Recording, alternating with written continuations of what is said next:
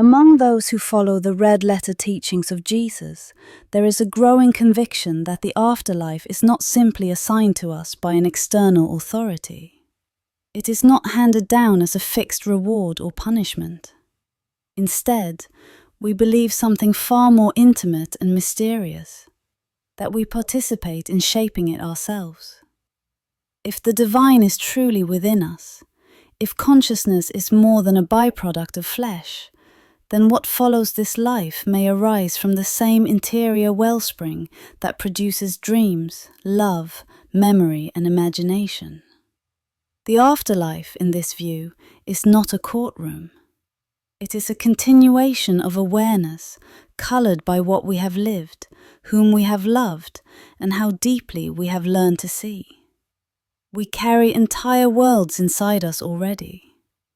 Faces of parents and children, the voices of old friends, the feel of a child at home, the laughter of pets who waited at the door, the music that shaped our youth. If consciousness survives death in any form, it is reasonable to imagine that these stored realities, our most cherished memories, become the raw materials of what comes next.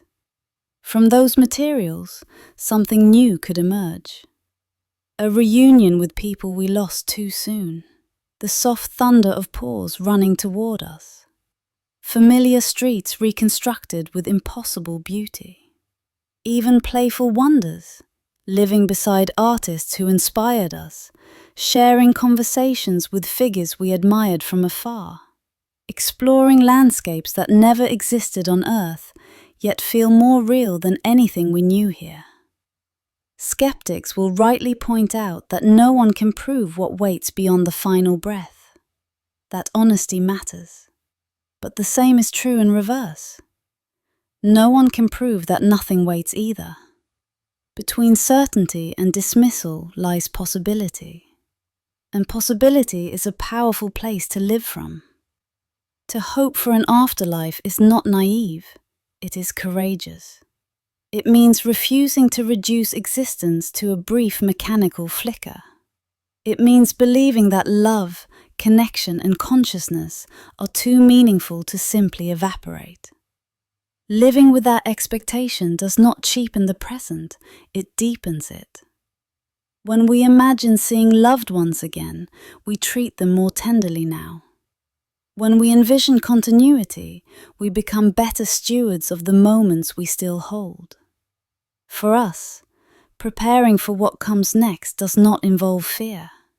It involves cultivation. We shape our inner world through kindness, curiosity, forgiveness, and wonder, trusting that whatever persists beyond death will carry the texture of the life we practiced here. If the afterlife is partly formed from memory and imagination, then every generous act becomes architecture. Every reconciliation becomes landscape. Every moment of awe becomes light. Others may reject the idea entirely. That is their right. Honest inquiry demands room for doubt. But uncertainty cuts both ways. If we cannot prove that there is something, we also cannot prove that there is nothing. That alone leaves the door open. And if the door is open, why not walk toward it with hope? Why not live as though love endures? Why not treat this world as rehearsal for a gentler one? Why not build an inner life so rich, so luminous, that wherever consciousness travels next, it arrives carrying beauty? For us, living for that day is not escapism. It is motivation. It calls us to remember more fiercely, imagine more generously, forgive more freely, and love more completely.